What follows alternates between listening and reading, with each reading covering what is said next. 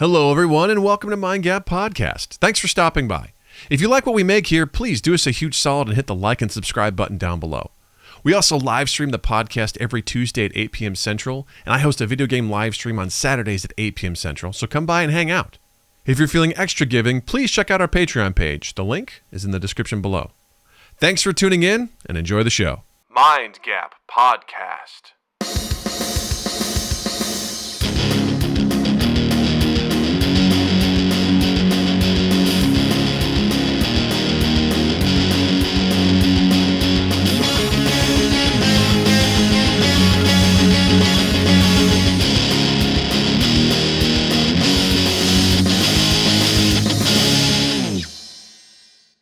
Hey everybody, welcome to Mind Gap Podcast. I'm Doug. I'm Justin. And we have a trifecta of guests joining us today. Coming from the What the Funk podcast all the way over in the UK and elsewhere around the world, we have Buzz, Rolo, and Val. Welcome! Hello! All right, kids, go back in the closet now. Thank you. Welcome to the show. How y'all doing today? Good. Very good. Good. Glad to be here. I did. Now we're excited. So glad that you're here, and I just want to thank you for inviting us to be on your podcast recently as well. It was a real joy. Justin was able to make it. Justin had a blast listening, and I had a real joy being on there. So if you all haven't heard that one, go check that out on Spotify right now. Just look for What the Funk, WTF, question mark, exclamation point. That's exactly how it's done. Exactly that. So yes, we're so excited to have you here. We got some good stuff to talk about. Before we get started, gonna get through a little bit of housekeeping right at the top. Gonna get it done so that we can get to the fun stuff. So first things first, if you don't know already, we do have a Patreon. Check us out at patreon.com/mindgappodcast. If you feel like supporting us, please do so there. You get some cool little treats and tidbits. Most importantly, you get shout-outs, like to these folks who are supporters. Mr. Wolfslore, Richie Armour from the You Haven't Heard This Music podcast, Zinni, Slotty, and Almighty Crit. Thank you all for supporting us. We appreciate you. Also, if you would like to get to know us and our community way more, check out our Discord server. The link is in the description down below in the on YouTube. Meet up with all sorts of cool people like Zinni, like Slotty, like Wolfslore, like Noah. Hang out with us, play some games, join us for our video game streams. We'd love to have you there. You can check out our merch on redbubble.com. And then last but not least, we stream live almost every Tuesday and Saturday. Today we're streaming on a Sunday because it's worked out schedule-wise. But check us out on youtube.com/mindgappodcast, where we post all of our good stuff. We do our live streams there. And if you like and you want to support us there, hit the subscribe button, hit the like button. It means the world to us. All right, enough about us. You know who we are. Let's talk about you all. First things first, please tell everyone where they can find you, where they can follow you, and a little bit about your podcast. Where to begin? We used to be on Twitch, now we're on YouTube. Just search for What the Funk on YouTube. We're on Twitter, official What the Funk Pod, Spotify, Apple Music, or Apple Podcasts, whatever it's called now.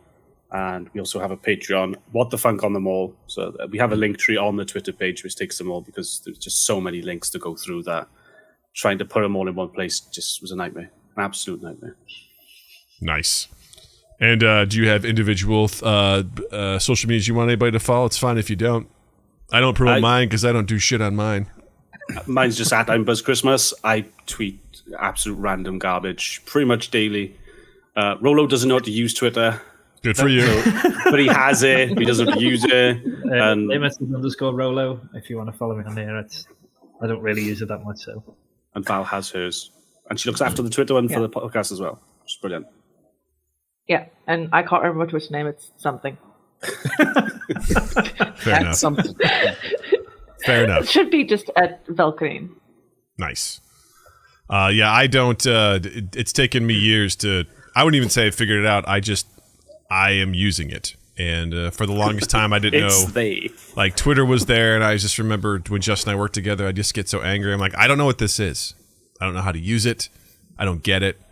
And Justin was like, Doug, because at the time, I used a lot of Facebook. That's what I was used to, and Twitter just seemed so foreign, and it really is. I was like, we were all using at the time. It was just Facebook. Yeah. And I was like, I don't get this. I don't understand how this works. And he's just like, it's disposable. you send a message out there and it kind of goes, because I was always used to like, I got to get caught up with my timeline on Facebook. I'm like, there's just too much information. And Justin's like, you don't get caught up. Well, I didn't realize that. It was Drew, my filmmaking partner, Drew, who told me that, because he was all in on Twitter from the jump and using it well. And I was just like, how do you, same as Doug, I would log in. I'm like, this just pisses me off when I get in here. I feel like a Welshman. It pisses me off all the time when I'm in. And he's like, Hold on. This happened the other day with Rollo attacking me, and it happens in Cat's stream daily, which he calls me bald. He talked about me being Welsh is because I'm Welsh, and I was here. What's going on? I'm just saying, I love. Listen, there's just two factual things that have been said. You're Welsh and you're bald. Those are facts. Yeah, but I'm not angry because I'm Welsh. I'm not angry because I'm Welsh.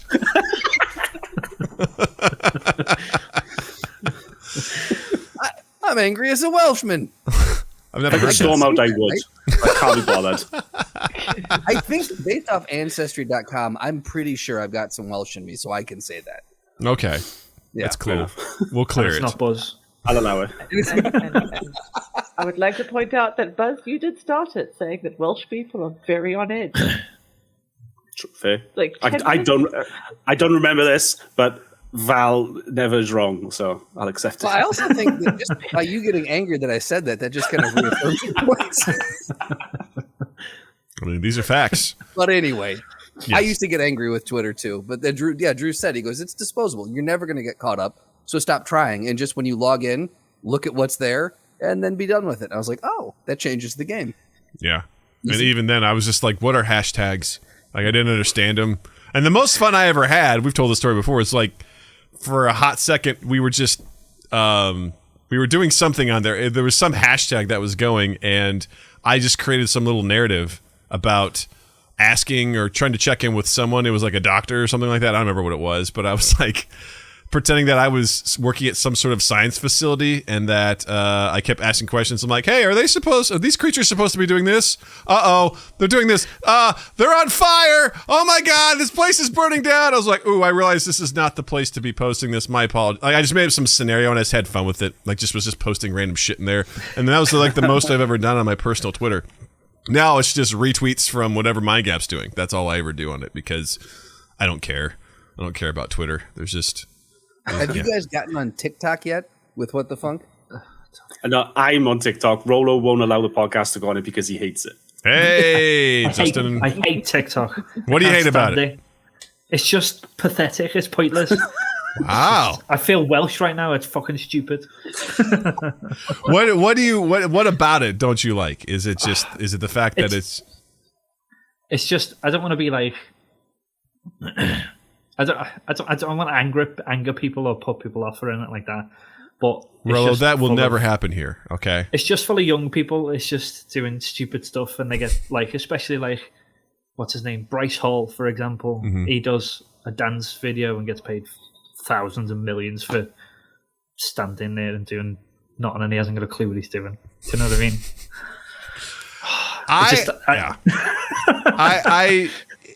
I don't like it, but recently I did create a MindGap account there. So just because I'm like, well, for the sake of just putting our stuff out there and having people, I don't think it's our demographic at all.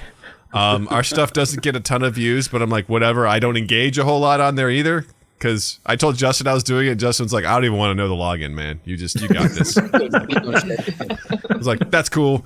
Yeah, I get it. It's definitely not my cup of tea. It's kind of like Reels on Instagram. Like I don't know.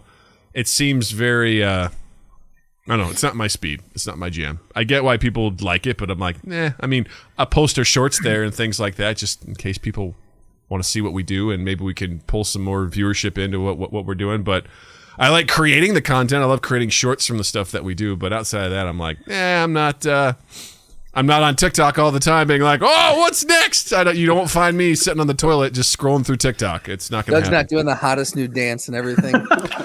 Jill, damn her, she was like, you know, there's the whole like trend right now is people doing that song from I think Celine Dion or whatever, where it's people are just being like super dramatic with it, like they have like a simple outfit or whatever, and then like there's a snap and they're in this big gown and there's people behind them using lights and stuff like that. She's like, Doug, you should totally do that. And a part of me, the performer side of me, is like, I totally could do that and pull that off, but I was like, I also don't want to do that. Because that's the first step to getting sucked into that. I don't want to do that because I don't want to continually be like, where's the next one? I'm like, there was one and that was it. Like, watch our podcast. That's what I'm doing. Buzz, what are you posting on there?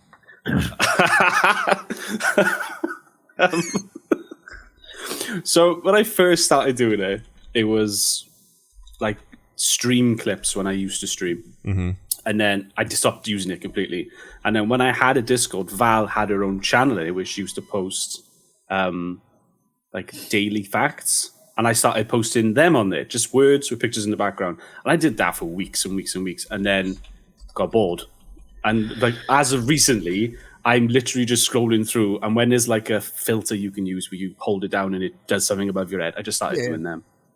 Okay. Like it told me I had 7 seconds to take off a piece of clothing, so I took my sock off, and it's just stuff like that. When one pops up, I'll just press because I haven't got to get up, I haven't got to do anything. I just press the button, does it for me, and then it's like, oh, there we go, done. Yeah, look at you. You're the Sorting Hat from Harry Potter. Yeah, good. You were looking at my TikTok. I am. Right now in 2022, I will. Let's see what it say. What does it say? Stop smoking. Good. Yeah. I don't smoke. You did it. Victory. Well way to go. Nailed Good it. job. This guy's so easy. killing I it. don't know what people complain about. It was just so simple. I just didn't do it. Right. Win. Just stop doing it. Right. Just don't do it at all. I like it. Yeah. Okay. All right. I respect it. Buzz, by all means, do a TikTok. Just don't tell me about it. Just don't tell me the login. I can't be bothered, Rolo. I've got to look after the YouTube and the Spotify and the Apple thing, and I got to make the videos. So can't be asked. You do it. Yeah, there you go, Rolo. You're in charge of TikTok now. Congratulations. Yeah, because you hate it so much. You do I was it. going to say, you might be able to get a decent sized following. It's just like the angry guy on TikTok who yells about TikTok. Reacted to things. What the fuck are you doing? Stop being an idiot. Dude, reaction videos, absolutely. You could blow Do it, up on Rolo. that. Do it. And then you could be paid thousands or millions of dollars. I mean, Pounds, Justin, pounds. God, That's be meta. sensitive, all right? Be sensitive to our audience here, okay? Oh, sorry. It's probably hundreds of thousands of pounds because their currency is stronger. Your than ours, I Majesty's think. sterling. Yeah. Bambi Christmas says they'll do it. So there you go. You got Should some do to anything. Yeah. Should do anything for money. No, there's one of my favorite podcasts is your Mom's House podcast with Tom Segura and Christina P. And one of the things they really do is like Christina will curate the weird side of TikTok. And some of the things she just really seems to grab. The algorithm, of course, just sends her the weirdest stuff now. It's just people being like, "Hi, it's Sunday, January 16th. It's pretty chilly out there today, so just make sure that you put on a coat and you're staying warm." And it's just like the most mundane stuff. And so they have someone on their staff do once a month post something to Instagram that is based on those themes of what they're seeing on TikTok, and he just gets tens of thousands of views because he A, doesn't want to do it, so he doesn't have a lot of enthusiasm, and B, he's checking all these boxes, so people are just like swarming and like watching him do it. He's like, I hate it. They're like, hey, it's about time for your monthly post. He's like, all right, Do it, Rolo. I'll do it. Do it. At the end of this podcast, we're going to have Rolo signed up for a TikTok, and he's going to be, I'm doing it now. There you go. He's locked up and he's ready to go. So speaking of people that are of note and have notoriety, everyone's favorite Logan Paul. Sorry. Every time we say his name, that's happening. I'm just warning you right now. I thought that was one of us. I panicked then thinking, was that me? Was that me? Did I do that? I know I've eaten a lot today, but shit. See, Val, I warned you that we had a fart soundboard, so there you go. It's in. Yep. Yep. It's true. What I loved about that is Buzz goes, I thought it was one of us and that you included yourself in that. Like you didn't know that it could have been you. You're like, I don't know. But It happens regularly. Sometimes I'll be sitting there smelling something. Did I do that? Did I do that? That's nice. I ask everyone in the room. They're like, no, so it must have been me then. Old age. There you go. So you don't give egg cups out then, no? Egg cups. What are those? Egg cups? No, you've had a Dutch oven, haven't you? Yeah. Dutch oven where you under the covers. Yeah. Well, this time an egg cup is where you fart in your hand and throw it at people. There it is. I did that the other night to Bambi. I did it in bed and I gripped her in a headlock and put the sheet over us. She fell off. Ladies and gentlemen, if you want to know what love is, this is what love is right here. That's it. Love. Just So grabbed we were it. laying in bed. She and hated it. Put my arm around her, farted in my hand, and threw it right in her face. That's love. Baby. Wow. Dear Justin, I'm having trouble in my marriage. How do I increase my intimacy? Well, let me tell you, if you're in bed, your penthouse.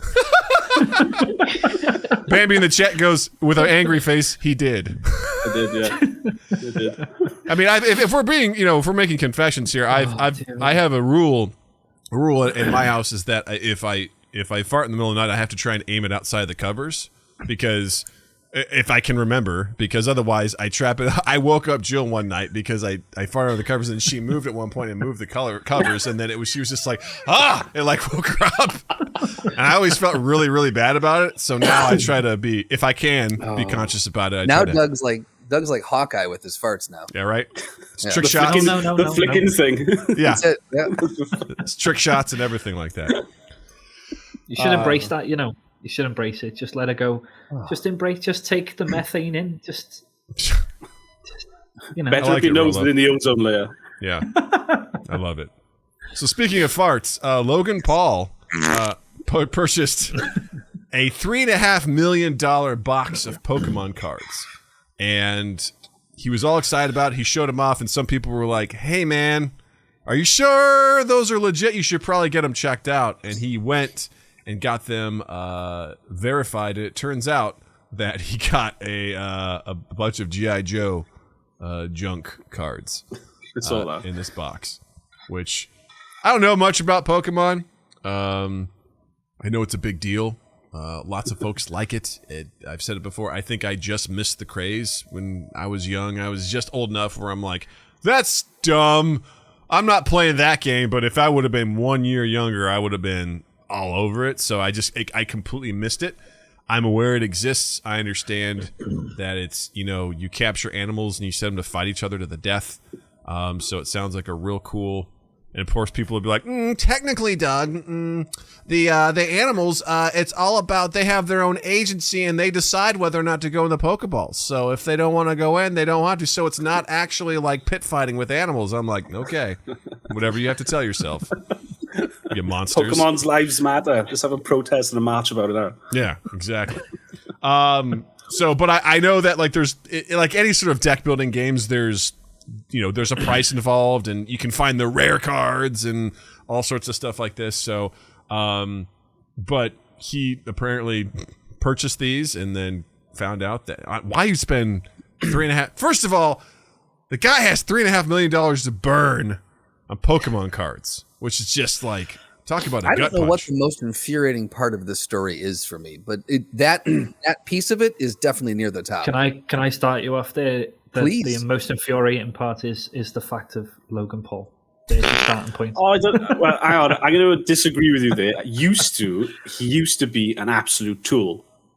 But now I've got like a change of respect for him recently just because he seems more sensible. His brother, however, if I ever met him, I'd probably beat him up more than the MMA guys he's fought have. So you wouldn't give him a Dutch oven? No, I'd just bury him, I hope, because he's so fucking annoying.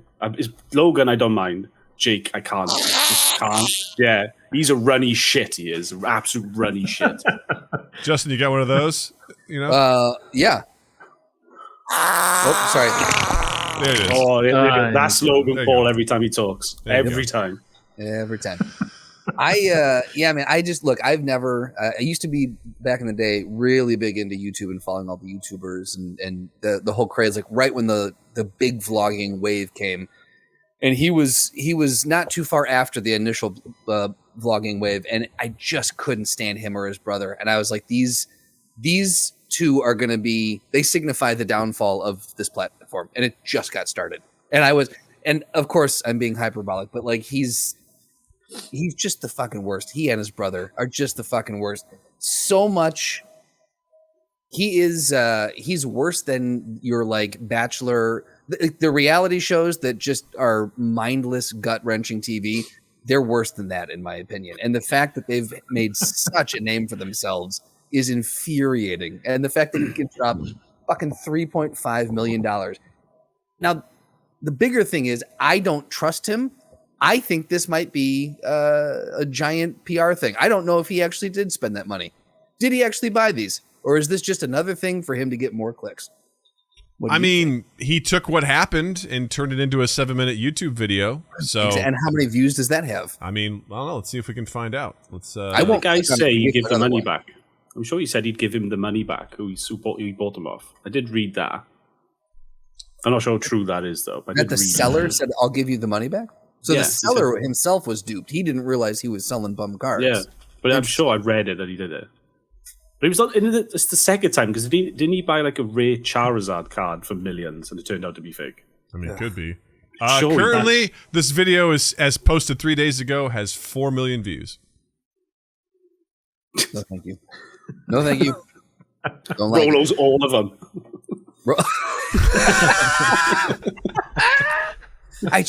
His jawline. Yeah, his jawline. Yeah, his eyebrows. But what's worse is you see everyone else, and we're included in that, of the people that are reacting to it, like all these additional videos that are like reacting to what happened. Which is, God, what a weird thing, right? That people can make a living reacting to what other people are doing. Right. Well, that's why people are getting done on like Twitch and stuff like that, aren't they? They're watching films and reacting to just being things stupid. instead of. That's just ridiculous. Oh, they're not reacting to them; they're just watching them. Yeah, they're just watching the whole thing. Like, yeah, how stupid can you be? They're getting cozy with blankets, getting some chips, or crisps, if you will, and just watching Avatar: The Last Airbender, just straight up. I'm like, that's just lazy content creation, in my opinion. Well, It is. Hey, watch me watch this film.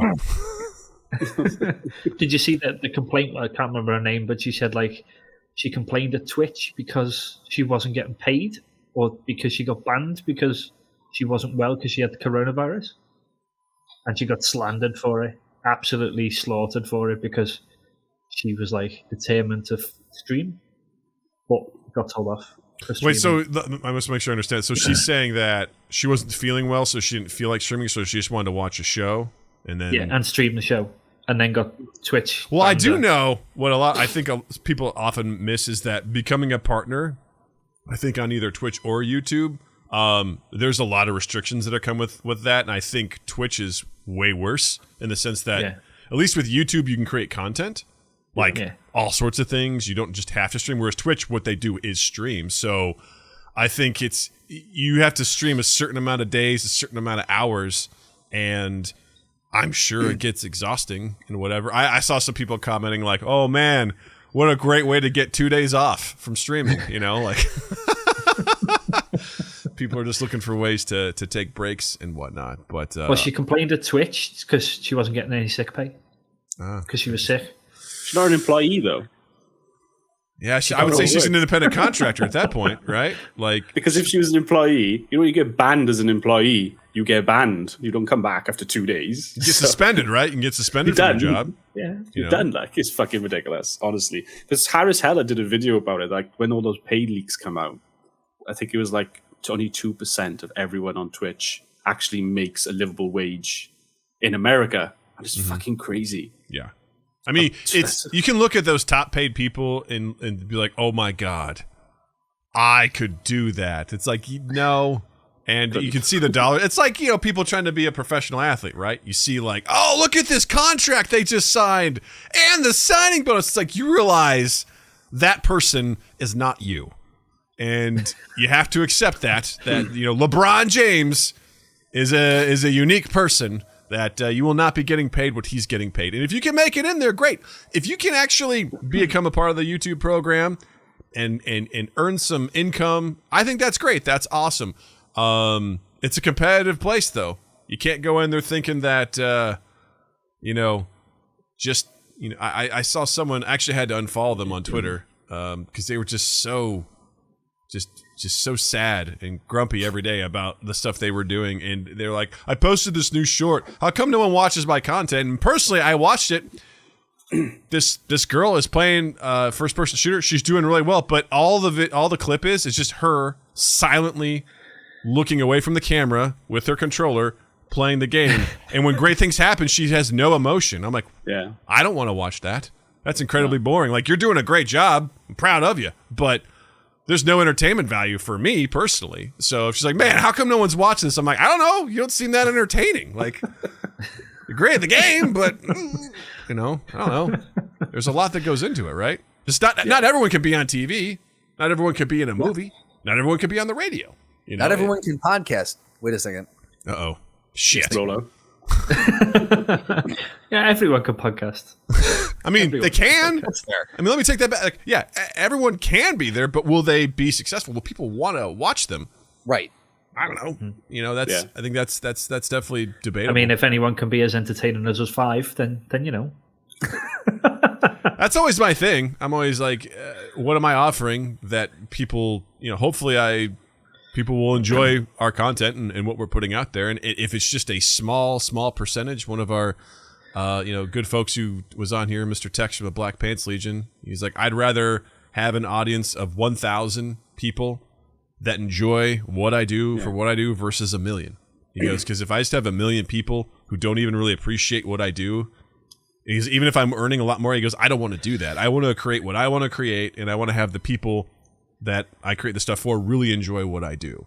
And I very much agree with that. It's really easy to look at that, even this video, be like, 4 million views. How great would that be to have 4 million views on a video? But what's the flip side of that? What's the cost that comes along with those 4 million views? Like, there's a side of that I don't even understand.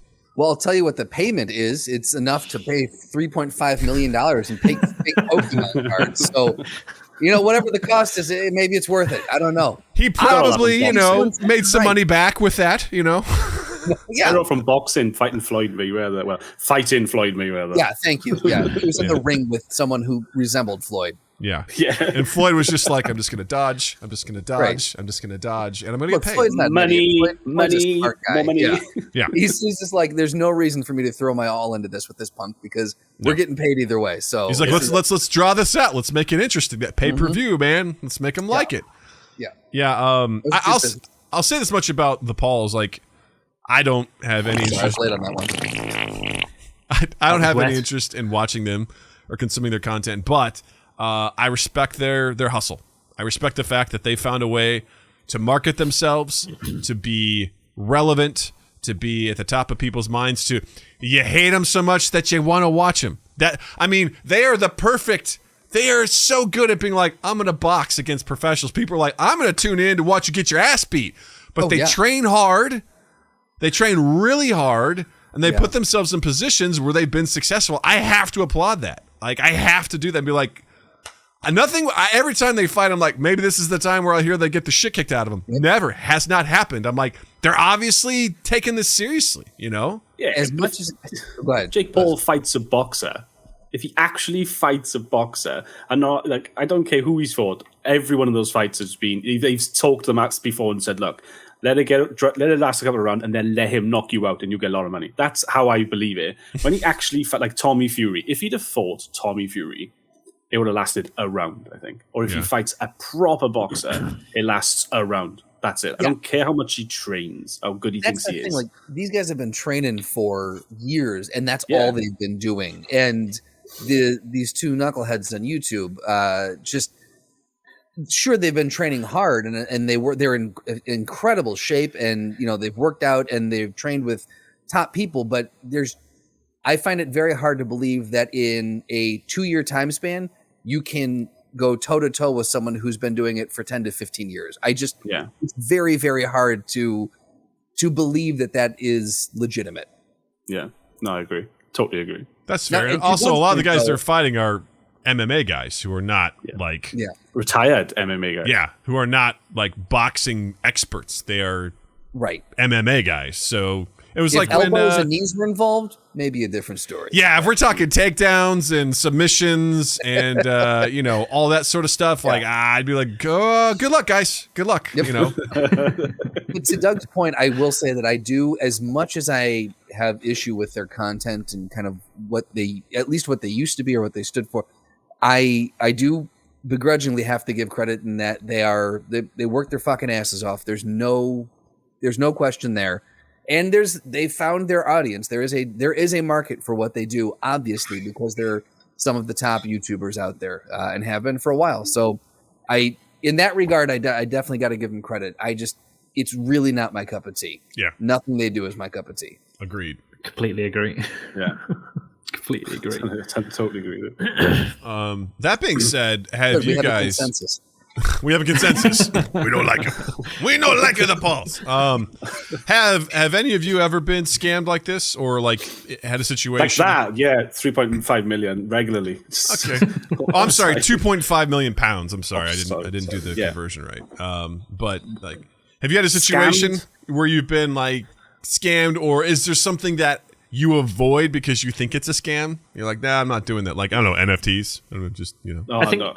I I think have the one only- NFT though, by the way. I don't have one. Look I at have that. one NFT. But I don't know what it does, what it's for.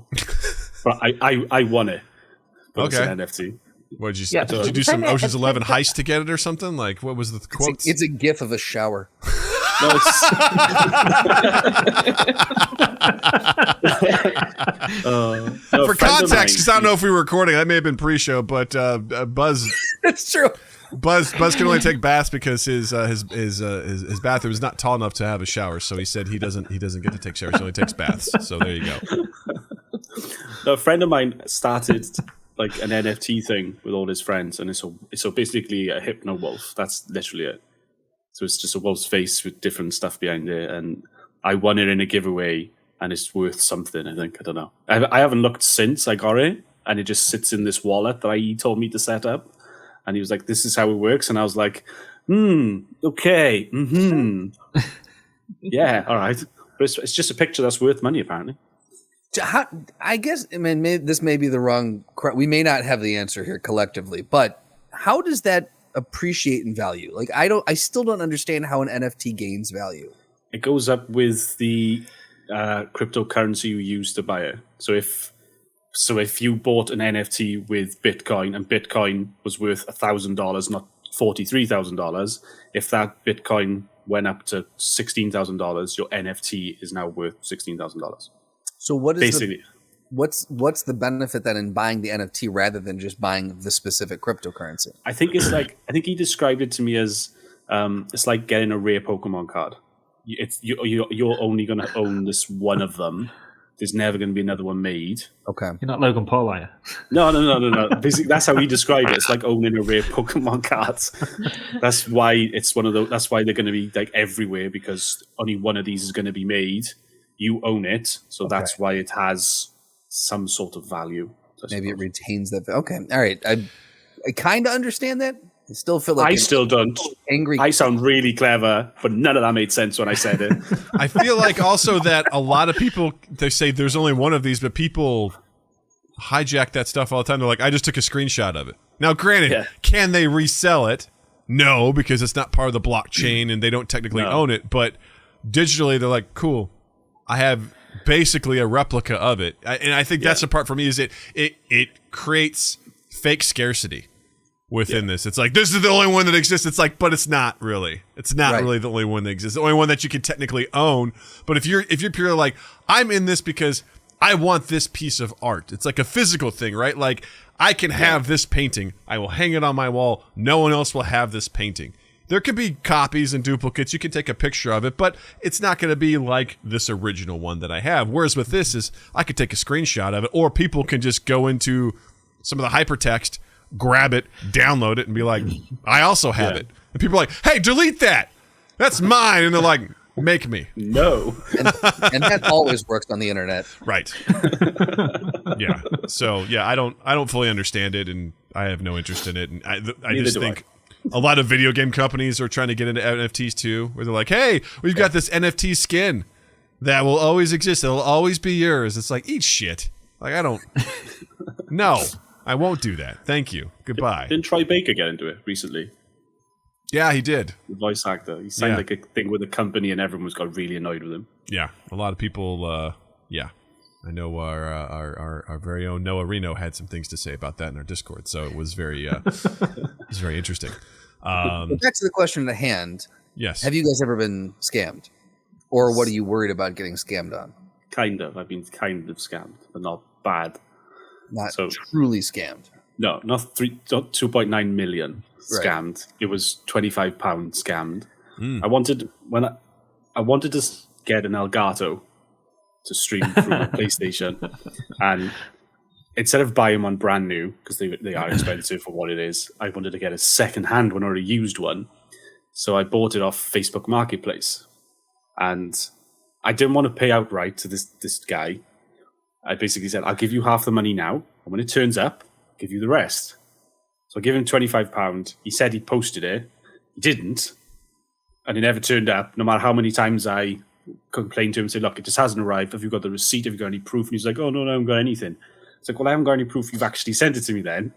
So I won my money back. I even had to go through my bank to try and get it back from him, but they couldn't do it. So, yeah, I was down £25.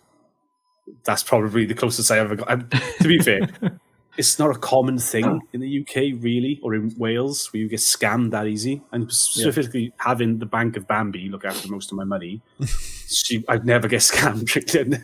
I got no chance, because she's like, why are you buying that for? I was like, 'cause I want it. Are you sure? Are you sure you want that? I was like, no, I don't want it now. You sure you want to use your allowance on that this month, Buzz? Are you sure? Because once that's gone, I'm not filling it back up. That is how it is. Not to that extent, but she will, like, not as much now. When I was really bad with money, it was a lot of, are you sure? Do you really need to buy that now? I'm like, I want it though. Do you though? And then she'll convince me that I don't want it. I'm like, oh. And then it's her idea. So she makes me believe it's my idea that I don't want it. So I was like, oh, I made a big boy decision. I'm a grown up. Yeah, that's love. That's truly love right there. Someone who's looking out for you, trying to help you out with that stuff, challenging you in a good way. That's awesome. Thank you, Bambi, for taking care of Buzz. Someone asked her, I'd never get up if she didn't tell me. Or she says, or I'm just breathe sensible. or anything. She's very sensible. Never had a credit card, never had a loan. She's wonderful with money. Good for me, you. though, I'm absolutely terrible. Yeah, well, we all have our strengths and weaknesses. By the way, Buzz, I have a really good camera. If you want, I could send it to you. Just give me your details. It's actually only £30. So, but it's better. It's better than the other one. So, just saying. Oh no. As you say that. Was that just a happy coincidence? It's funny because I think his face got stuck like that, and then he commit to the bit, and he's like, "You know what? I'm out of here. I'm out of I was here." listening to the audio version of this podcast. We just lost Buzz. Yeah, Buzz kind of gave us a stink eye, froze, Right. and then he peaced out. Oh, So dear me, that was like perfect timing. that was, it really was. He's like, "Fuck you." Rollo, how about you, man? Anything ever happened to you? I think it's just the idea of being scammed, like on eBay and stuff like that. So you get on eBay, you look at people's profiles, and you go, "Okay, you've got like 95%. Let's buy something from you," kind of thing. And you've got Gumtree? Have you heard of Gumtree? No. It's similar to eBay, Okay. but in the UK, and you can buy stuff over it. And I was looking for a new car, and the guy was selling a car for $1,400. And I was like, $1,400 is a lot of money just to go through Gumtree. Mm-hmm. And I thought, right, I'll commit to it. But like in your bank, you can only pay so much per day. Okay. So I had to like take so much out, put it to one side. And then as the week was going on, I had to go, right, okay, I'm going to have to send him some money now. So I sent him some money and I was like, do I trust him? Can I get this car? I know where he lives. I know where the car's located, but he's still got the keys. But then he's still got some of my money, Right. like a deposit kind of thing. So I put a deposit down. I was like, right, okay, I'll pay you this much now, and then I'll pay you so much just before it, and then when I pick the car up, I'll pay the rest of it off. Sure. And it was just my mind sort of going, can I trust him? Can I pay the rest off? Can I pay? I mean, like, long story short, it was perfectly fine. I paid paid him at the end of the day and got my car. But it was also one of those, it's past its MOT, it's got the insurance on it, it's perfectly fine, it's okay. But will something fail? So obviously you ask the certain questions, have you changed oil, have you changed cam belt, have you changed other things? And some questions you'd be like, I don't know. And then you start investing in it before you've even paid for the car. Right. So it was just that initial sort of thing of, is he screwing me over?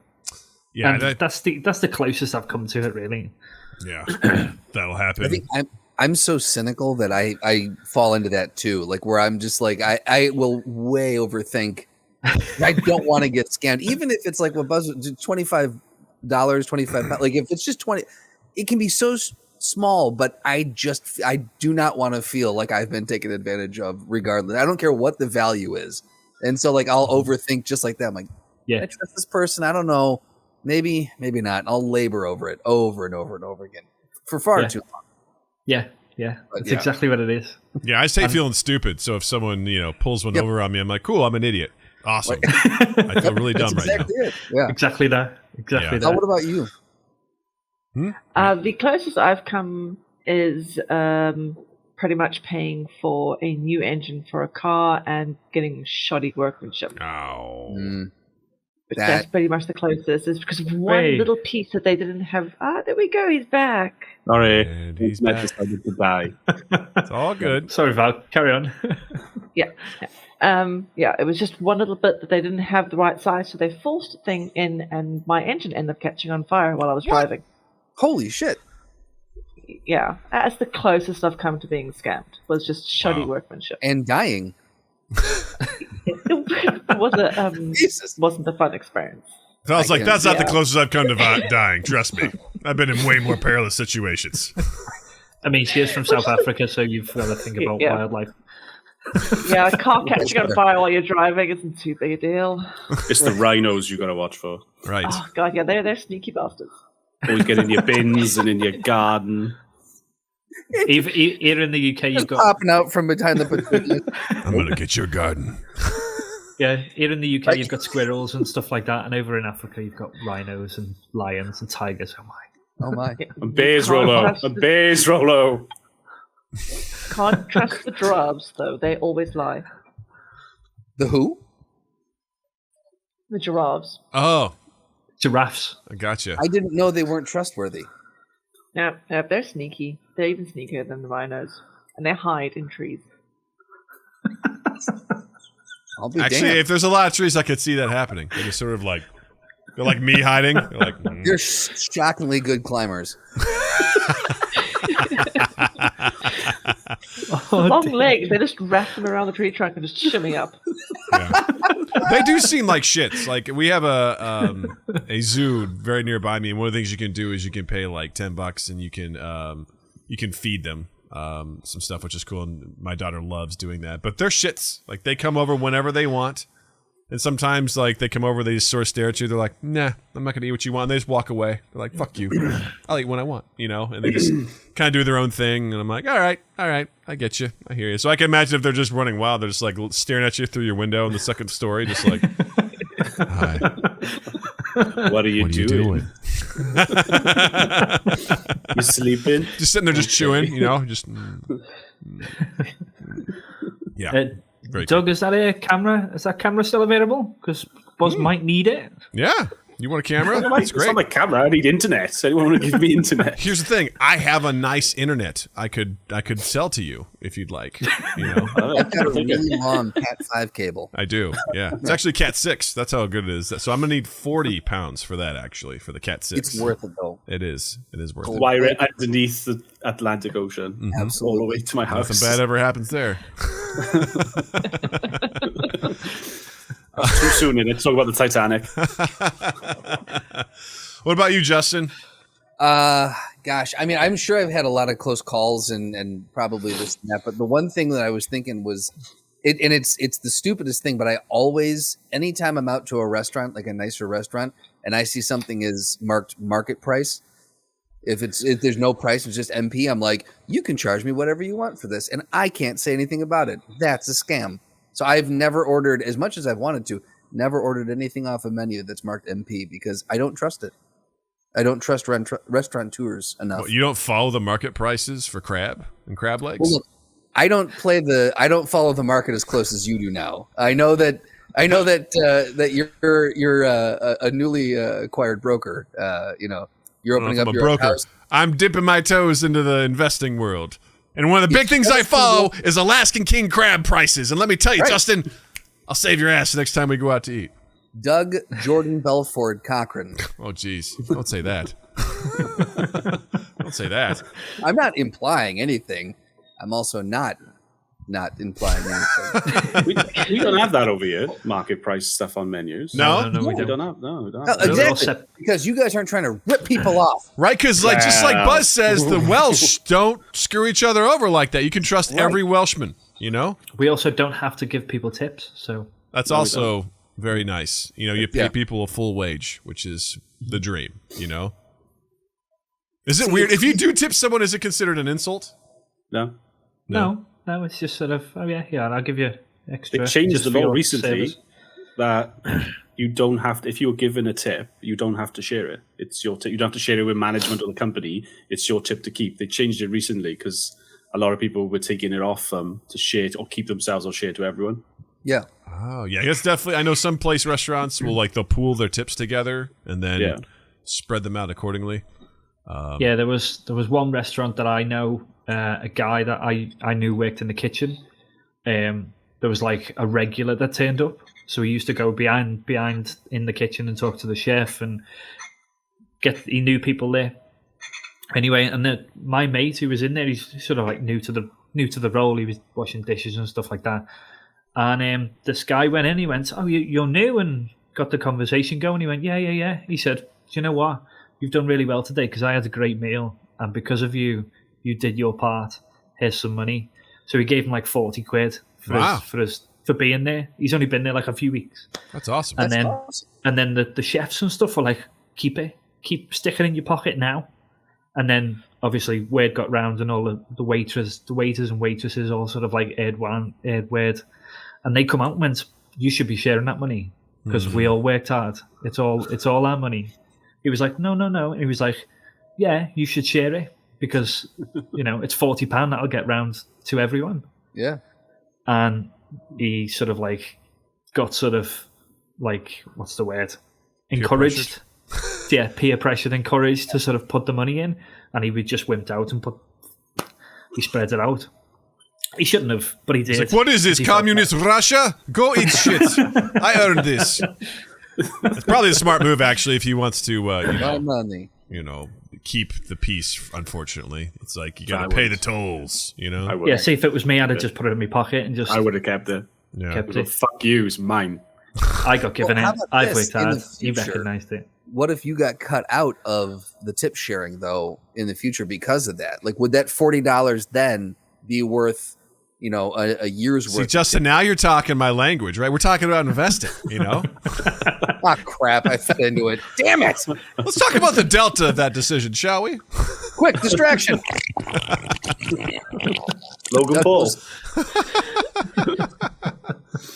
Oh yeah, I working at the hotel. There was a lot of guys that would come by and try to scam, and the worst one was the guys would come by and say they needed change, and they'd be like, "Hey man, can I get change for this?" And they would do the change game, or they'd be like, "Cool, now can you give me this and this?" And they try to confuse you, so they end up walking away with more money than what they had. And I had a guy one time come forward. He's like, "Hey man," he's being really weird with his mannerisms. He sort of lightly fanned out 4 $1 bills. Was like, "Hey man, I need to get change. Can you give me a 5?" And he was leaning over and he's kind of looking down at the till. He's like, "Give me one of those nice clean 5s." I'm like, "Give me the money first."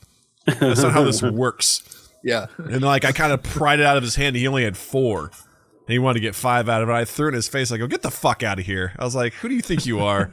I've been scammed then. That just reminded me something. So literally, I've totally forgotten about it. I used to work in a pub when I was a teenager. My first ever job, I was about 17, 18, working behind the bar, and £50 notes don't exist in the UK no more because they were so easily forged. And this guy came in and he literally ordered a pint and a packet of crisps. And he gave me the £50 note. But as I was sorting the change out, I was trying to sort out, but he was talking to me at the same time, making comments. So I got very distracted. I ended up, so long story short, I ended up giving him his £50 note back and £45 worth of change. Oh no! Not realizing I'd done it until they counted it all up at the end. And I'm 17 years of age now, first job. I was sat there in tears, thinking, "I'm gonna lose my job. I'm screwed." And so my boss was like, "No, it's fine. It's absolutely fine. Don't worry about it. Don't worry about it." I was like, "To take out my pay, take out my wage. I don't care. I just don't want to lose my job." I panicked, and apparently, he's done it to a couple of other pubs where I live. It's a thing he does. But I was so panicked. Because he was just such a smooth talker. He's like, sure. You're young working behind the bar. So how long have you been? I was just, you get into talking because you want to be nice. And I just totally forgot. I gave him a £50 note back instead of 20s. And it's changed. So he had nearly £100 out of me. And I was just like, well, I thought nothing of it until we checked it at the end. And I was just like, oh, no. Well, he was smart, too, because he knew who to target. Like, he was like, oh, young person. I'm stupid. I'm going to plus them. And they're not used to this. And yeah. I got something similar happen to me at the hotel where this kid, and I had all the red flags, and I didn't act on it. But this kid came by, and he's like, "I want to book, a suite for like 2 nights." And I was like, "This kid booking a suite, this is kind of weird." And he gave me a card, and when I tried to run it, it basically came back as rejected. I was like, "Sorry, man, the card doesn't work." He's like, "All right, cool. I'll call the bank." And he called the bank, and they give, it's not really how it works. Usually you have to do some behind-the-scenes shit to get, like, this code. And he handed me the phone. He's like, "I'm on the phone with the bank." And the person just gave me a code over the phone, and it was just his friend. And it didn't work. And for 2 days, this person had booked this room. We locked him out of the room and whatnot, but they had stolen a card and tried to use it to book a room. And then, I was like... I remember being like, God damn it, all of this added up right in front of me, and I didn't act. I should have just been like, sorry, I need a different card, but I just was like, okay, I think it worked, because it looked like it had gone through, and then after 24 hours, it rejected the authentication that they had given me. And my boss was like, I think you just got taken for a ride. I was like, fuck! Damn it! Because I want to be trusting. I want to give people a reason. Like, I want to give them, benefit of the doubt, but when you see enough of that shit, you see why there's some people that are just instantly like, "How are you trying to fuck me over, man?" I'm like, chill. Like, they've seen enough of the wrong side of humanity to just assume that everyone's trying to screw them over. And I don't want to be like that. But when you watch a pimp walk into the hotel lobby and say, "Hey, man, I want to take a look at your hotel." And I'm like, "No, sir, you cannot." It's like, "Why not? I'm a paying customer." Like, I can't have you just wandering around the hotel. He's like, "Let me see your pool." I'm like, "No, no, you can't. Like, just, you're going to have to leave." He's like, "I don't think so." I'm like, "Yeah, I'll call security. This is some shady shit right here." Like, I saw some weird things in those 6 years. But it's so easy to do, though. Like Bambi will watch Facebook videos of things, and there was a guy, she showed me one, and there was a guy, and he walked into 4 different hotels. He had free breakfast, and then he had a free lunch, and then he had a shower. He managed to go, as one of the maids were cleaning the room, he went in, and he said, "Oh, have I left anything in my room? I've just checked out. Can I quickly use the shower?" He didn't pay for anything all day, and he just strolled into these buildings. I was just so confident in his demeanor that they were just like, "Oh, he must be staying here because he's giving me no reason to think otherwise." Yeah. I mean, and that's why we don't trust people. Yeah, like from my experience too, is like, the housekeepers don't know who is in there. They're not like, "Okay, is this Mr. Doug Cochran? Can I see?" They're like, "All right, cool, whatever, man, go." Like, they're there to clean the rooms. Like, they're not going to know the ins and outs of that sort of stuff. And it's always that adage, like, if you walk with enough confidence into a situation, people are going to be like, "Oh," and especially if you're like, "Hey, can I help you?" Like, "Yeah, I'm supposed to be here." They're like, "Oh, I guess he's supposed to be here." Like, they'll just, most of the time they'll be like, "Okay." It's just, people generally don't want conflict. It's like that movie Fight Club, right? When he's like, your objective is to pick a fight with someone. Most people don't want to. Like, "No, man, I don't want any problems." It sucks to be in a role where you have to challenge that. Someone comes up and hands me a card. I'm like, this doesn't work. And they're like, "How dare you say that?" I'm like, "It's not working. I can't.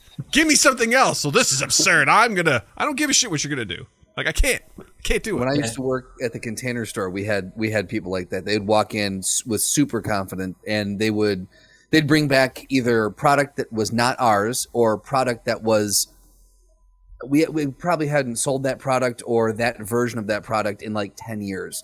And they would bring it back in and they're like, this isn't working for me. I'd like to return it. And you're just like, well, no. And they're like, well, but I bought it here and this and this. And I'm like, well, do you have a receipt? I don't, but I'll take store credit. I'm like, well, no. And they would be so super confident. And you either had to explain to them that you're like, look, this has not been in stock for 10 years. We're not going to return this now. That we can't it's worked for you for 10 years. Or it's just been under your bed, in which case you should probably reevaluate how you're living. Or people, would bring stuff from like Target and they'd try to pass it off as our stuff. And we have a very specific line of stuff that we carry. We don't deviate outside of that. It's mostly the Container Store brand stuff. And then there was a few other partner retailer or partner products that we would stock. And if it wasn't one of those, then we did not sell it. And there were people who would come up and like they were ready for an argument. Like their confidence knew no bounds, and they would sit there and just yell at you and argue. And I can't believe this. And I took I don't think anything gave me more pleasure than just being able to confidently stand there and go, no, nope, not going to happen. Let me see your manager. Gladly. Good. Someone else's problem now. Exactly. And you just watch her and just go, watch this. You're going to back me up. It's so fun. There was an incident. I used to work in a supermarket, and I walked from the front of the store, and I was walking through it, and there was just a guy. He did look a bit dodgy, but he was just carrying like a box of 6 vodkas, 6 bottle of 1 litre bottles, and I thought nothing of it because he was just walking through confident, and he was sort of like, I'll pay for these, I'll see you later, I'm leaving. I probably walked about 10 yards, and I had loads of shouting behind me, and I was like, oh, what's going on? There was like a big fight or something going on, and there wasn't. As soon as I turned around, security is shouting for help, and what had happened was basically it was a night shift. Everyone's basically gone home. There's minimal customers.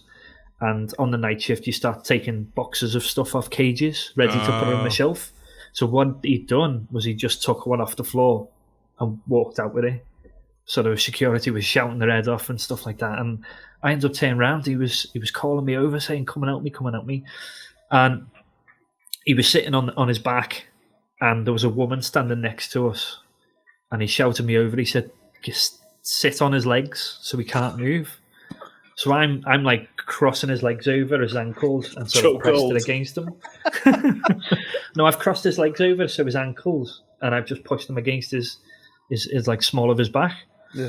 And he can't move, and he's trying to wriggle his way through. He's doing a pretty good job. There's only 2 of us on top of him, and more people are coming over. And this woman started like reading his rights. And what had happened was, a manager from security from the warehouse come running out, sprinted down this corridor and put his knee on his head, just pressed it against the floor like that. I'm like, you're not going anywhere. There's 4 of us on top of you. He was still struggling. What had happened was, on his way out, he bumped into an off-duty police officer. Ooh. She was reading his rights on the spot. So she was saying, under law and all this kind of stuff, you can't go anywhere.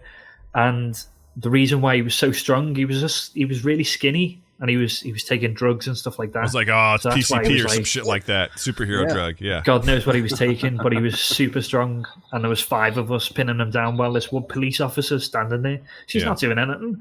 She's just reading up his rights. I was like, couldn't she get a handcuffs or something? Or she could do something? No, I have to get through this. Let me step 1. And then... That's amazing. Yes, step 1. Read the rights. Read the rights. Now you've made me lose my place. I have to start over.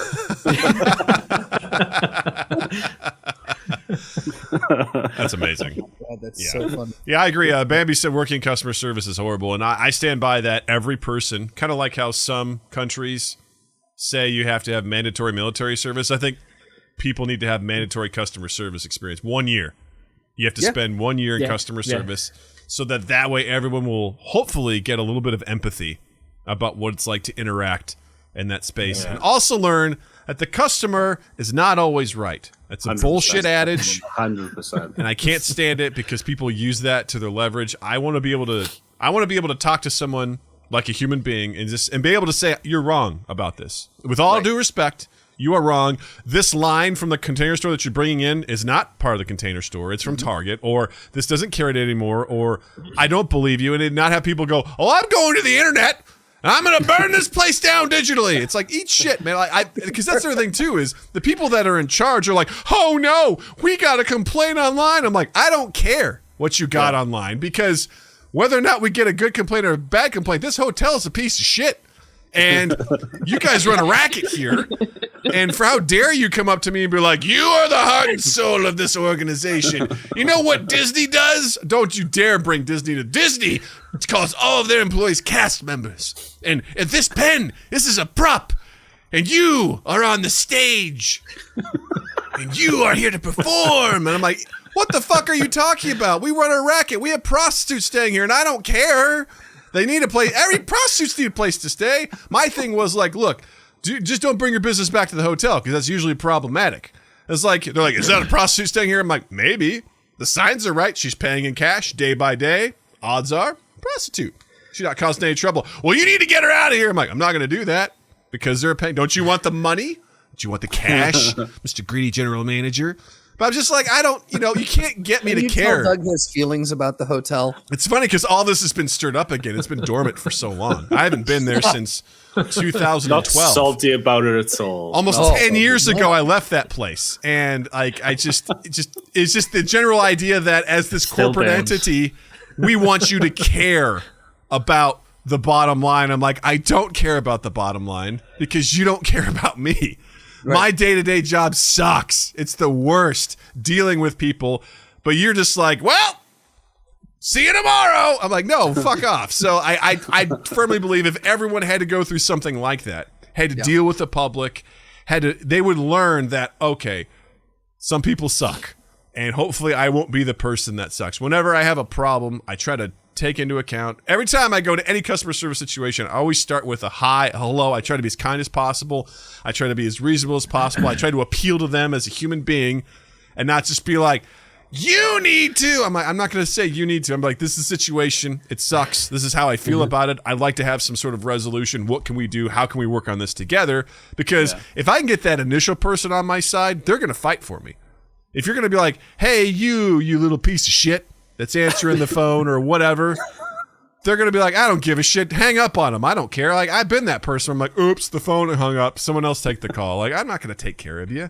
So, yeah. See, I really want to say that to someone now. Hey, you piece of shit on the phone. You piece of shit. What pizza do you want? You piece of shit. I think that's the problem right there. They're saying the bottom line. I think the bottom line should be raised. Then people would give a shit. Yeah. You know? Yeah. I'm too old to give a shit now, Rolo. It's just don't care. Corporate entities, they care about the money at the end of the day. And you're replaceable. I'm replaceable. And I've accepted that. And I'm like, whatever. It's my kind of more morbid adage about life is that everybody dies. We're all going to die.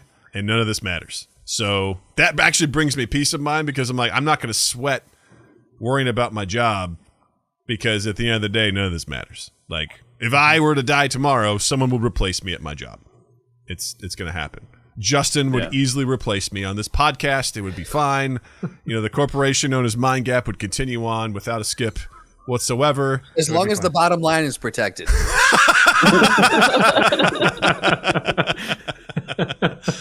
Yeah. Cha-ching.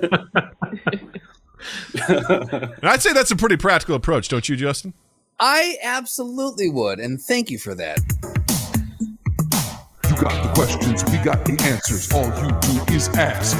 Practical, practical, practical, practical, practical, practical, practical. Ask Practical Doug. I realize I do the same dance every week, and that's okay. Look, that's your TikTok dance for Ask Practical Doug. I should do that.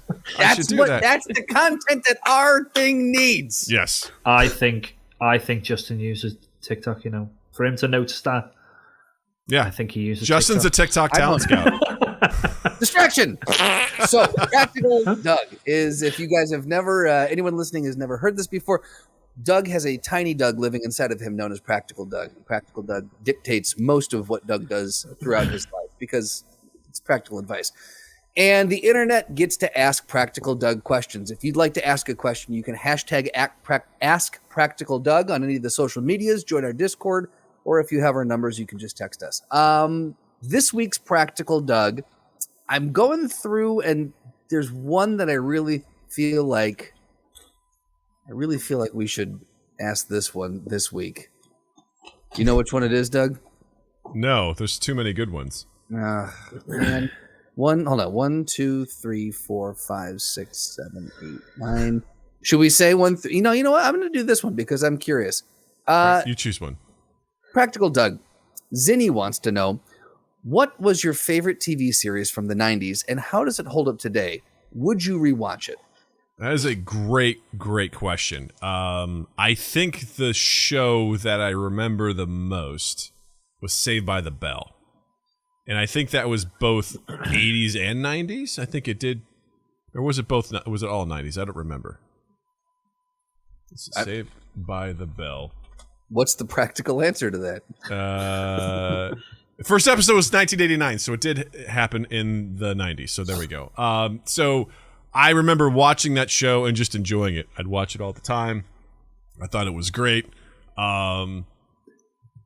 But that show, even back then, was cheesy as hell. I mean, that show was just soaked in cheesiness, gross early 90s, late 80s sort of stuff, from the costumes to just the laugh tracks, and everything about it would just be absolutely unbearable. Bad jokes, just slap. It's a shitty show. I wouldn't watch it again.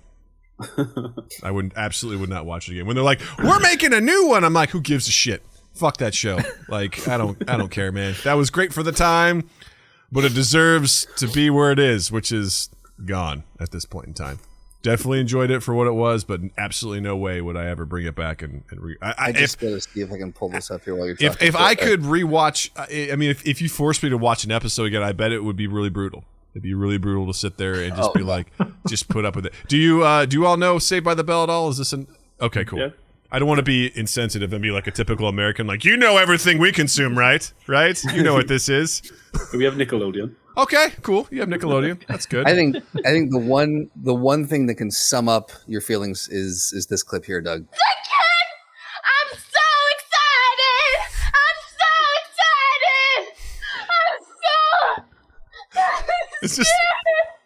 Is this the one where Jesse takes like caffeine pills? Yeah, caffeine pills essentially, and she's addicted to caffeine pills. I'm so excited. I'm so scared. And so I remember that because she has a breakdown, and Zach comes over and gives her a hug, and she's just like, ah! Now look, tackling a very real issue, but just done underneath the valence of just bad 80s and 90s. Like, ugh. Yeah. It's hard to take it seriously. Hard to hear the message. Yeah. Well, Doug, there's a practical question. Was that the way to address that topic, Doug? I'm glad you asked. No, I think the best way to address it would be to do something like a, what's that show? Big Brother, where you watch someone by themselves in a house by themselves slowly become addicted to drugs and watch what happens. I'd watch it. All they have in the house is just like drugs, and it's like Rolo's house. Drugs everywhere. I've got DMT and everything. Yes. So the answer to that question is Saved by the Bell. No good. Not really a practical based question, but an interesting one nonetheless. Uh-oh. Hey guys, I'm Rollo. I needed to get up again. Rollo just takes off his shirt and starts doing push-ups. Just how to get banned on YouTube. He's wiry, but he's so strong. 4 guys come in to restrain him. He just pushes them off. He's like, ah! I'm feeling good. Rollo, you have the right to remain silent. I mean, it's practical in the sense of like, hey, what did you like and would you watch it again? Because does it have any sort of merit? And the answer is no. I mean, as I was looking for that, I wasn't really paying attention. Did you guys talk about what shows you grew up with and if you would watch them again? Friends. Over and over. Like, when we got nothing to watch on telly, we will just start Friends again and again. And we notice more stuff the more we watch it. Like, pointing stuff out. Like, oh my God, that's not even Rachel sat there. Wait, that's moved. This is not the same thing. But yeah, Friends is one of those forever things from my sort of childhood growing up. And because it went all the way into the early 2000s, I could just watch it over and over and over and over. See, mine is, I question whether they could bring it back because I liked it. Quantum Leap. Oh, that was a good show. It covered like all kinds of sort of scenarios and was it a good show? I thought it was. I thought it was a good show. I did too at the time, but is it now? That's questionable. Yeah. That's why I wondered whether it'd be good to bring it back or not. I heard they're thinking about rebooting it. I saw that just the other day. Are they? Yeah. Someone's thinking about rebooting it. I guess there's the real practical questions. Are all these reboots a good thing? Because no. I don't know. I feel like I'm starting to get reboot fatigue. Like, I'm curious about the new Fresh Prince of Bel-Air reboot, the gritty, dramatic reboot. I'm curious about it because it's a new direction to take reboots, like bend the genre that they were originally in and then reboot it. That's cool, but I don't know. SNL last night did a good parody where they mocked that by, they were saying the next one to get rebooted is Family Matters, a gritty Steve Urkel reboot. There you go. Where he joins a gang and Carl has to pull him off the streets. Yeah. There you go. See, they brought the Wonder Years back as well, didn't they? They rebooted the Wonder Years. They did, yeah. They did. Is that any good? How I Met Your Father. I haven't seen it. Yeah. It's like. Oh yeah, I saw How I Met Your Father. I was like, oh really? I tend to steer clear of reboots as much as I can. By and large, I tend to steer clear of them. Yeah. I don't care. Yeah. So that's Practical Doug, everybody. On to the next segment. Welcome to the Throwdown. Theme song after theme song here in my That's right. Rolo, we need theme songs. Make a note, Rolo. Write this shit down. If we're going to compete, Rolo, we need to be on our game. I know. At the beginning, I was like, these are so organized and we're I know. not so organized. You sent me all the stuff. I said, this is They what think we're we're going to organized, Justin. You are. You sent us a list of everything, and I was like, fucking hell. We just like say, right, this is what we're going to talk about. Rolo doesn't even turn up prepared anyway, and we just sort of do it. That's like, so we need to be taking notes. I think we need to be doing small stuff like this, or close, not like copy, but like do something like this. Yeah. But we are no role models, sir. No. No, sir. Very All much right. not. So here we are. We've arrived at the Throwdown. If this is your first time here, this is where we pick two things that enter a ring and they fight to the death, and we decide which one we think will come out victorious. Our trusty council has come up with our combo for this week. So Justin and I just now have gazed upon what we're going to be dealing with here. And so this week's Throwdown is going to be Peacemaker from Suicide Squad versus the comedian from Watchmen. How familiar is everyone with these two characters? I'm seeing a lot of confidence over there. Awesome. No, I haven't. No, honestly, not a clue. I saw the original Suicide Squad. I didn't bother with the next one. Yeah, so Peacemaker wasn't in the original one. done The it the second wrong one, way. the James Gunn one, is actually really good. It's worth it, yeah. Highly, highly recommend it. It's As very far as I'm good. concerned, there was no first Suicide Squad. There was So I the liked one, it. with, that the one just- with Will Smith is just. I ignore liked that it. one. I thought it was good. Cool. We found the guy, Justin. We found the guy that liked it. You're the one who watched it. Hey! And I'd watch it again. You shut your mouth. You do I'll not keep give watching them. it on repeat. I'll You do never not turn it give off. them the views, sir. I'm the one giving them the money. Oh, there it is. All right, so Peacemakers from the most recent Suicide Squad. Are you guys familiar with the comedian from the Watchmen, from the comics No. or the show? All right, cool. I've seen the film. Okay. So I can't remember. The Peacemaker actually has his own TV show out now. just launched on HBO Max. Yeah, I watched the first few minutes of it last night before I fell asleep. that's a resounding, review of the show. Fell asleep to it within the first few 5 minutes. stars. All right, so we'll break them down. I'm more familiar with comedian from the Watchmen than I am with Peacemaker. So, and I'll grab Peacemaker here. All right, I'll start with a comedian. So, the comedian, that's his name. He's also known as Edward Morgan Blake.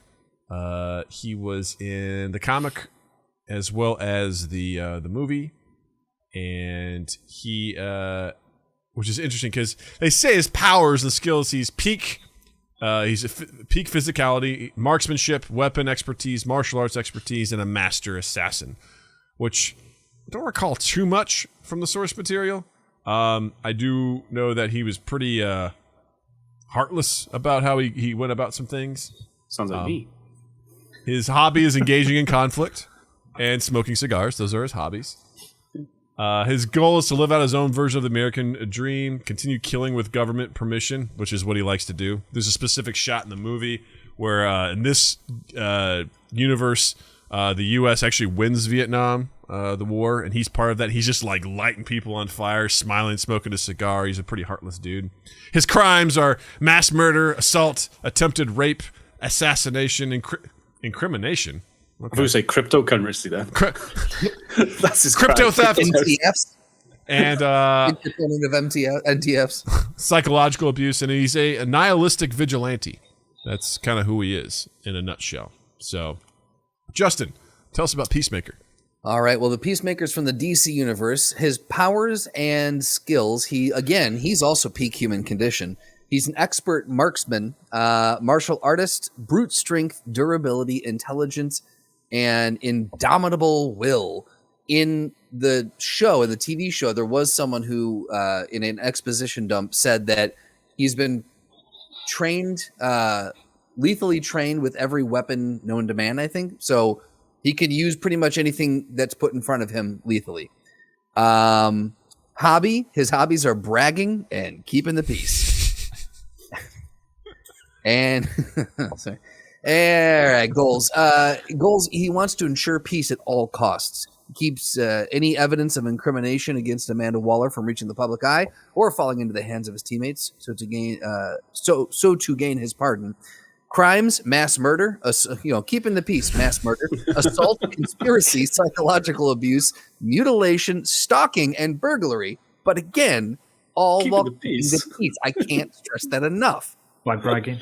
Yes. He's a delusional vigilante. That's the type of villain he is. So my initial thoughts here are Peacemaker has the leg up on this because while the comedian is, he's in good physical shape. He's a marksman. He has weapon expertise and martial arts and things like that. I don't think he has the skills that Peacemaker has. Like in the movie, you watch as like he and I forget who Idris Elba's character plays, but Bloodsport. The two of them are just like showing off like what they're doing, what they're capable of doing, and it's like ridiculous. Like no look shots, kill, things like that. You don't see that from the comedian at all. I mean, he's capable of being a real bastard. But I would think if the Peacemaker saw him, I think really the big thing about Peacemaker is his indomitable will. Like his willpower and his mindset of I will do whatever it takes. Once he sets his mind to it, he cannot absolutely be broken from it. Whereas I think the comedian being a nihilist, and just sort of like life is a joke or whatever. I think the two of them, the banter between the two of them would be amazing. Because I just imagine the Peacemaker just coming in bragging, the comedian not giving a shit about anything, just being like, "Oh, look at this guy," and I think it would easily progress to blows. And I think the Peacemaker would ultimately be so fully equipped to take whatever the comedian throws at him. That's my initial. What about you guys? And I love them both. But I don't like DC in general. To be fair, but I'll probably go Peacemaker because I like John Cena as a person in general. Okay, he's just such a beautiful man. It's true. But I like the sound of the comedian. I feel like if I was to be a superhero, that would be my name. Yeah, but not as bad as he is. I don't think I'm just too lazy to do any of that stuff you mentioned. So yeah, that's probably me. That's probably me. Yeah, Rolo could be one, but I'd probably go. I'd side with Peacemaker mainly because of John Cena. That seems fair. Perfect. Good choice. Yeah. Rolo? I pick the comedian. Okay. Just Now 'cause why? he's, well, laziness really. All right, so lethargy is a big bonus for you when picking someone who's going to go into a ring and do battle to the death. You want someone who's lethargic. Yeah.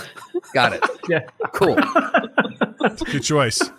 Let me tell you about an investment after this, Rolo, that I think you'll be really great. All right. Okay. Send me a little bit of money and I'll put it to good use. Okay.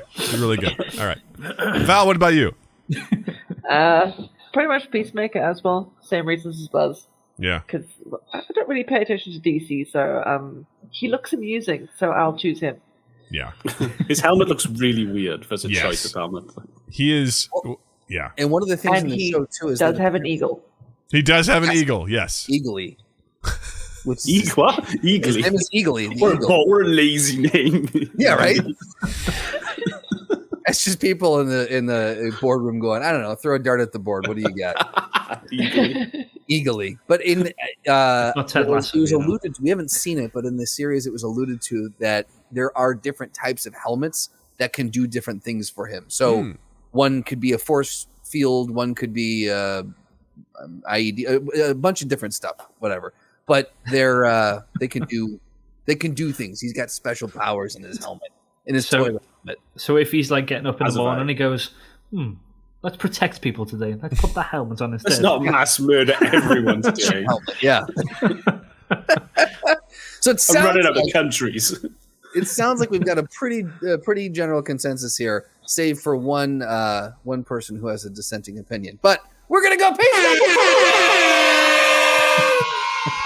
Some of my favorite things about this too is aliases for Peacemaker. Is Pissmaker, guy with a toilet seat on, douchebag, racist superhero, Nancy boy, piece of shit, evil supervillain, dick vampire, and fucking dick. Those are his aliases. Dick vampire. I love it. So good. Thank you, Buzz. Thank you, Laura. Thank you, Val, for hanging out with us today. This has been an absolute delight. So much fun having you on.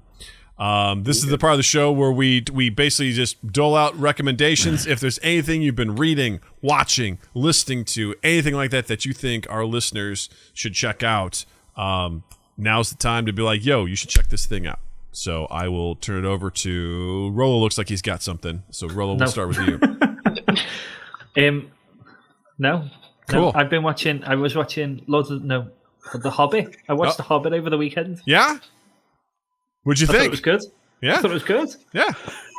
I as a trilogy, it's not great, but I really did enjoy the first one and the second one. The third one's like, definitely not super great, but I don't know. It's fine. It's an enjoyable trilogy, you know. I come prepared. You came up with something really quick. That's why I'm laughing because no, I don't. But then you came up with something like real quick. It was really well done. This film has been out for forever. Yeah, watch it. So everyone's probably seen it, but everyone watch that. Hey, we dig out old stuff all the I saw time. The Sixth Sense. I don't want to spoil it for anyone, but It's pretty This is good. why I love Rolo on the show because, like, he takes like some of the stories he says. He takes so long to get to the end. It's just enjoyable watching him together.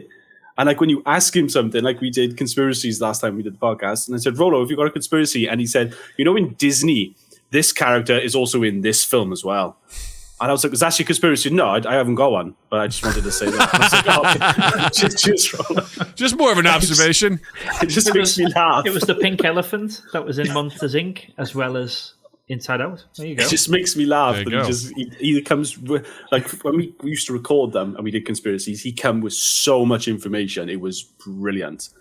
And then since then, he just comes now. And we gotta get Woo! That's laid off a bit, you see this. Val, what about you? What would you recommend for folks?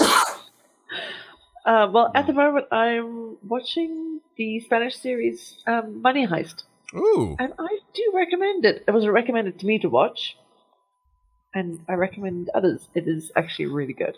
Where can people watch that? It is on Netflix. Netflix. The Money Heist? Money Heist, yeah. Money Heist. Okay. Cool. I like it. Buzz, how about you? I don't read. So Read. books, You watch books, stuff. books are boring. I don't watch anything unless it's on YouTube. So I watch films.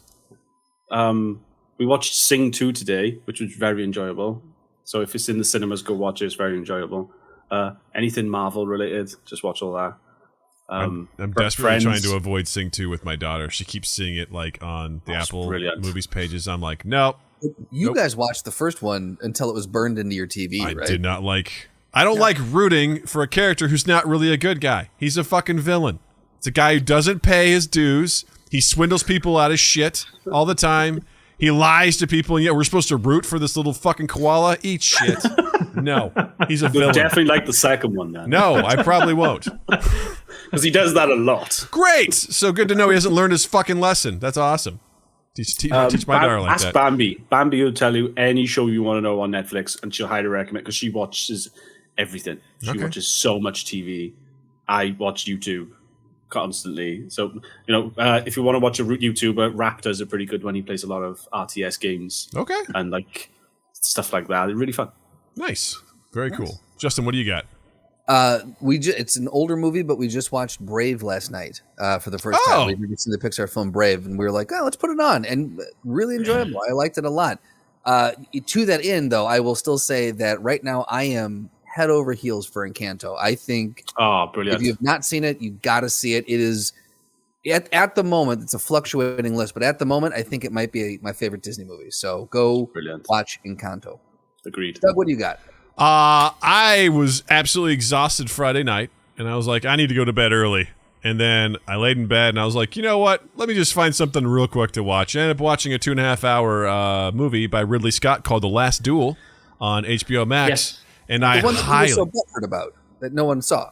Yes. And I have to say, awesome film. Really? Really good. If you like Ridley Scott, and I'd say the closest I could kind of like compare it to is like Gladiator in a lot of ways.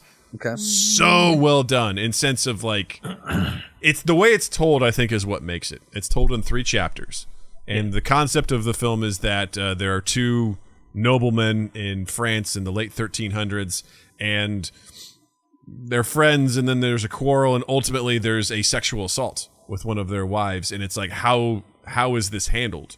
And each one of them tells, you see from their side of the story, and each story you get a little bit more information, but what I love about it is as they each tell their story, you kind of see little tweaks, little things here and there that are like a little different, and then you get to see from the woman's perspective what happens, and it's kind of heavy, so just know that going in. It's not a real pick-me-up kind of a movie, but it's very well shot. It's Matt Damon and Adam Driver, Ben Affleck, like it's good, man. It's a really good movie. It's on HBO Max right now. I highly recommend it. So it's also on Amazon Prime, I think.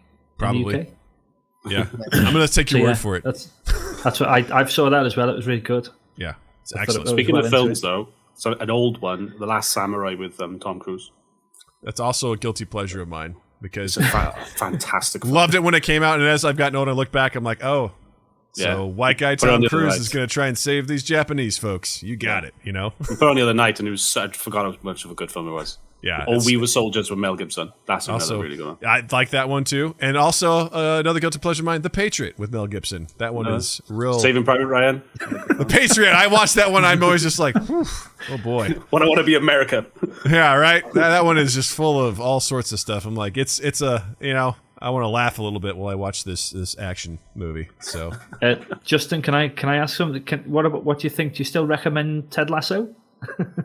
Oh yeah, it's come over to the UK now, so I haven't watched it yet.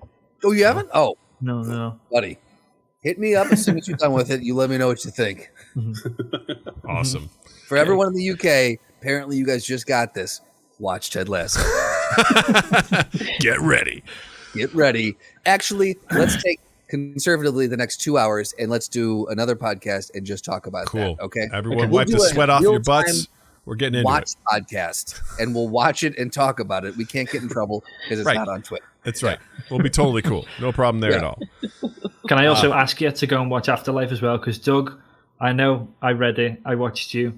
you're like, I'm not watching Afterlife. I'm not going to do it. And then you watched it. Oh, no, is that the Gervais one? Yeah, no, not that one. The Ghostbusters one. Oh, yeah. It's good. Ghostbusters Afterlife. That's the newest. That's the newest one, yeah. Yeah. Oh, that's on my list for sure. I definitely want to see that. Yeah. Please go watch it. Yes. Okay. That's good. I like it for sure. All right. Once again, thank you to Buzz, Rollo, and Val for coming and hanging out with us. And please be sure to check out their podcast, What the Funk, on all and anywhere you can find podcasts and all that good stuff. Check them out on YouTube. Subscribe to their channel. Like their stuff. They put out shorts and clips and stuff like that. Please go support them. They're good at what they do. And we appreciate them. Are we? Yeah. Yeah, really. Yeah. I had a really good time being on your show. So absolutely. I highly recommend it. So please go do that. Also, please don't forget to follow Mind Gap on all social medias at Mind Gap Podcast. Please check us out on our YouTube channel as well. Like and subscribe. We typically live stream on Tuesdays at 8 p.m. Central for the podcast and Saturdays at 8 p.m. Central. Next Saturday, we're doing a What the Dub stream with the fellas from the Reviewniverse / the Stream Universe. So that's going to be a lot of fun. So come check us out for that. And also, don't forget to follow Justin online as well. On Instagram and Twitter at Justin_Michael, spelled Mikel. It's the fun way of spelling it. And while you're in the online realm, check us out on Spotify, Stitcher, Apple Podcasts, Google Podcasts, Samsung's Listen thing, whatever the fuck. Anywhere where you can find and consume podcasts, you'll find and consume us. Go ahead, write a review, share us around, subscribe to us, those things. The big one for us is sharing. If you can just copy the link and share it out to your social network, it means a lot and it goes a long way. And then 2east8th.com/mindgap.